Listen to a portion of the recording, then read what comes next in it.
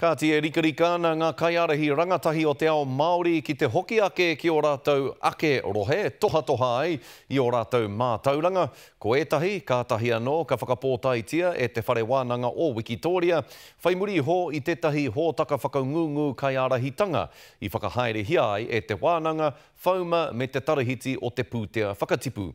I te whakapōtaitanga, tā tātou kaimahi a Eruera Rerekura.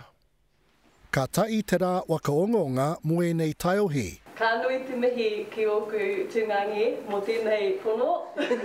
Ka tai anō rātou kaoti i tētai rārangi akoranga e kia nei ko Heirata Whakaruru hau. E ako ai rātou ngā pukinga o te kai tātaki. Mai ngā pāmu, tainoa mai ki ngā tarika wanatanga me te wainga nui. Katoa mātou, ko tā mātou he hono i aua hononga me kei, kia pai ai te apopo. That includes understanding the external environment, the types of issues that are going on more broadly in the economy, thinking about leadership and servant leadership to their community, giving them skill sets around strategy, and then helping them think about ways in which they can execute those strategies through people. Koia oki I koa ai tēnei wāine no ngai tā manuhiri, he hikaka nei ki ta whakatinana I ana pukinga hou ki tōna ake wai kāinga I turanga nui a kiwa. Now's the time.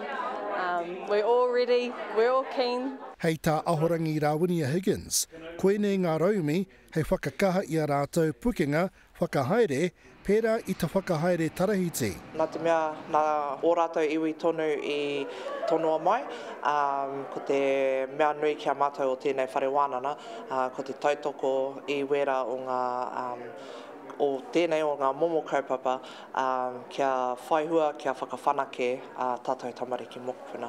We're very excited about this. This is a very new initiative for us. But I think the key here is that we're open for business, that we really want to be working with iwi and helping them understand ways in which we can help deliver on their goals. Kua tai ki te wā, kia hoki atu I nei taiohi ki o rātou ake kāinga ki te kawe I o rātou pukinga. Eruera Rerekura, Te Karare.